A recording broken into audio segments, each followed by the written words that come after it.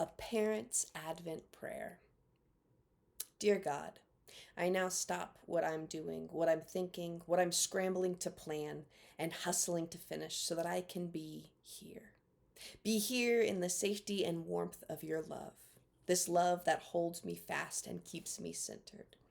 What I want to be a season of joy for my children so quickly becomes a season of increased expectations for me, not because they expect anything, but because I do.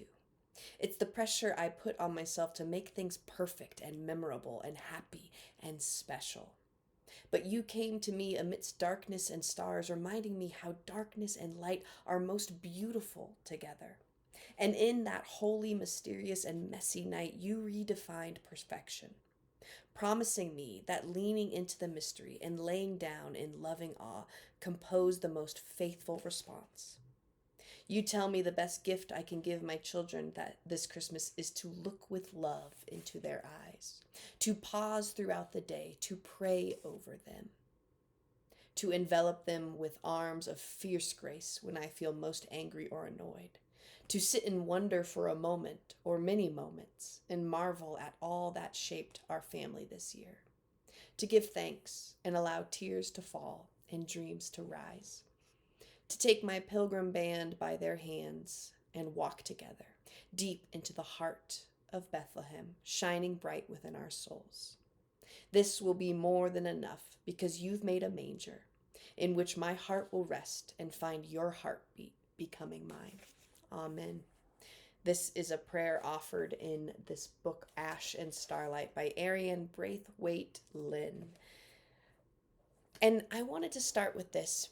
I know it's titled A Parent's Advent Prayer, but this spiritually vibrant households initiative that I have for ministry reaches beyond just households of young families, households of teenagers, empty nesters with grown children, but also reaches to the heart of those living alone, individuals, just all households in general.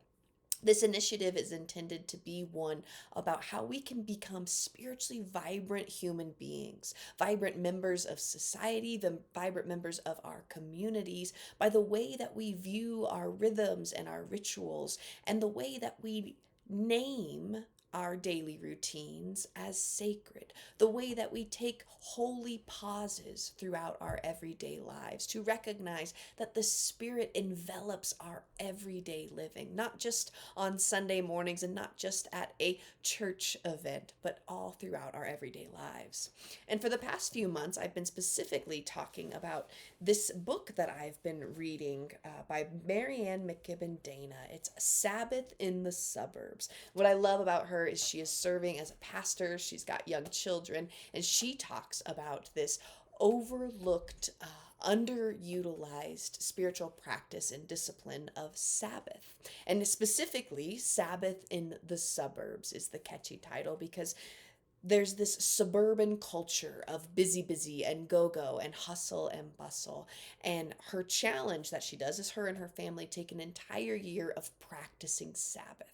And so earlier in some of my newsletters, you found that I give little hacks, as she calls it, to conquering what is the Sabbath or truly living into what it means to be Sabbath. And ultimately, it's this Sabbathly mindset, meaning to slow down and to rest, that it doesn't always make sense to be rigid with our Sabbath. In fact, when we get so rigid around what our Sabbath is, we lose ultimate focus of rest in God, of what it means to truly rest in God's grace, rest in God's love, rest in God's season and timing. And so this specific month, December, my goodness, do we jam pack this month full of everything? Things that make us feel good, things that we hope will make us feel good. And often it leads us to be overstressed, overscheduled, exhausted. And honestly, by the time Christmas Eve rolls around, we're ready for the holiday to be over with. Now, I want to give this invitation to you, this permission slip to you for the month of December to slow it down.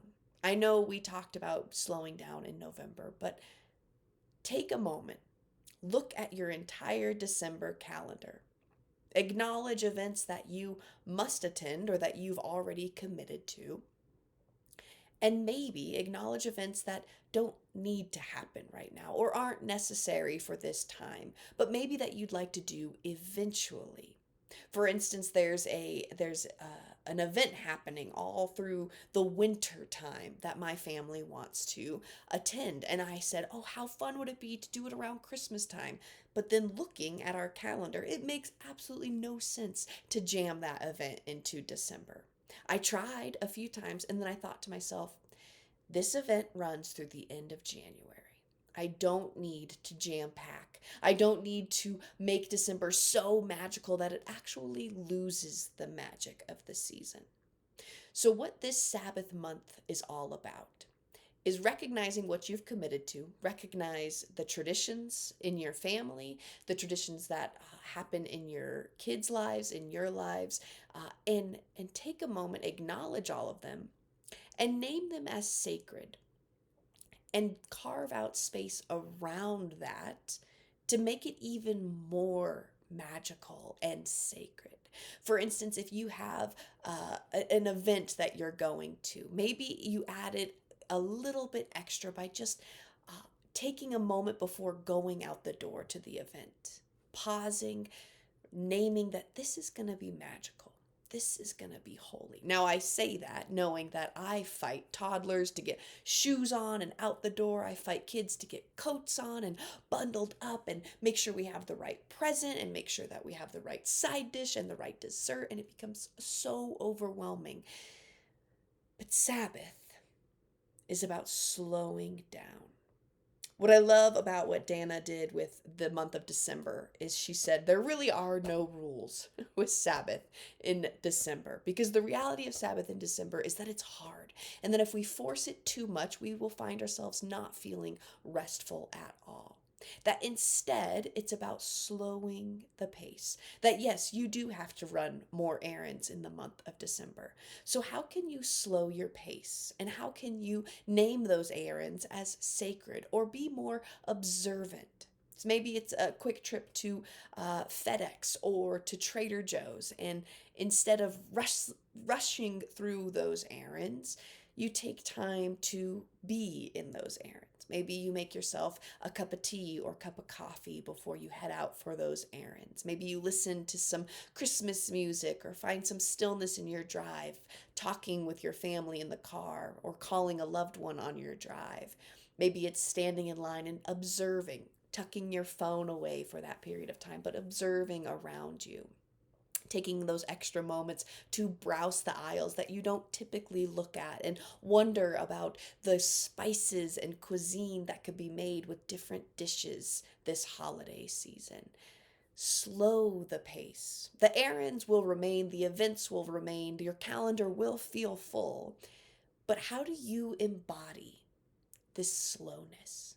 Because it's in the slowness, it's in the steadiness, it's in when we choose to observe our surroundings, observe what's going on within us, that we will feel the most magic. Because magic isn't something that we create in the moment. In fact, I've found in my own life when I try so hard to create something magical, I leave feeling exhausted and recognizing that it didn't feel authentic, it didn't feel magical. Sometimes the most magical moments are the willingness to take longer in doing an errand, to spend more time with your family doing a specific event, that there is no rushed time this holiday season. Yes, we have to get to places on time, but how can we slow them down a little bit? Even if it's something ordinary, like the bedtime routine. How can you take just a little bit more, not effort, but slowness into the bedtime routine? Rather than just rushing through the agenda, rushing through the tasks and the checklists of what you're supposed to do before you tuck yourself in at night.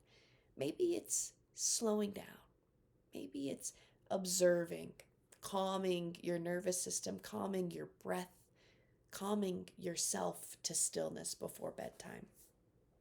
I also want to offer, I never want to add more for you to do with these spiritually vibrant initiatives, especially as I'm talking about Sabbath. But I do have this other book that I've been reading through, and it's called Faithful Families. I get a lot of my content and creativity for what families can do with spiritual practices and disciplines from this book. But they specifically have ways to make sacred the traditions in our lives. And so this book has three different ways that we can make the Advent and holiday season more sacred for our family. So something that we do at church is we do the Advent candles. We light the candle of hope and peace and joy and love, and then we have the Christ candle in the center. Now you can go online and you can easily order an Advent candle wreath. They have some I'm sure you can find on Amazon or some fancy runs. Or if you just go to the store and buy some simple candles and put them in an arrangement that maybe looks like a wreath. Or maybe if you have really young kids, it's a fake candle with just a switch on and off. And you can do a practice of the Advent candle wreath. And what you can do with these is you can say uh, simple things of hope and of love and of joy and of peace, and maybe even have further conversations with your family about what each of these mean and how they show up in your lives. Another one is we all decorate our trees every year, but there's a way you can, specifically with younger children, make a kindness tree. Or maybe you just have an addition to the tree that you have of adding little ornaments of kindness and acts of kindness that you do throughout the month of December, reminding yourself that you are the physical embodiment of love and peace and hope and joy for the world and community around you. So naming that kindness and how kindness showed up for you in your everyday lives, or how you showed up for kindness as kindness for somebody else. And this one's my favorite. I love Christmas trees. My family just bought a new Christmas tree for this holiday season. And I love cozying up, especially in the morning in the quiet and pausing and reflecting and anticipating all that's to come this holiday season. But maybe you do a Christmas tree blessing, is what this book offers. So, what's a way that while either prior to decorating your tree or while you're decorating your tree, maybe you speak a blessing over it this holiday season of may the magic around this tree fill us with such love.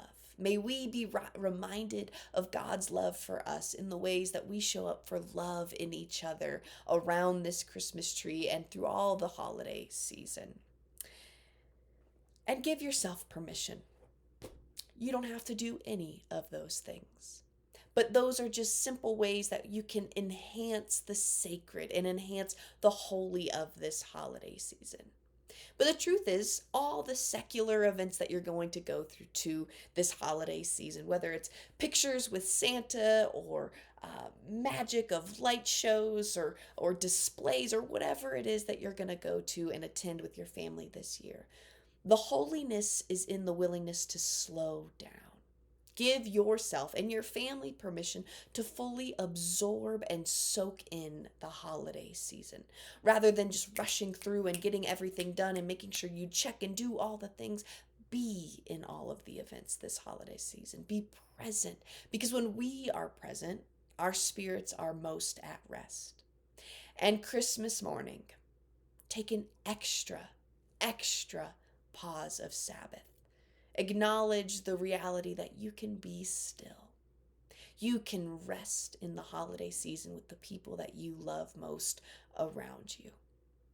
I hope that this gave you some creativity and inspiration and encouragement of how you can show up Sabbathly through the month of December.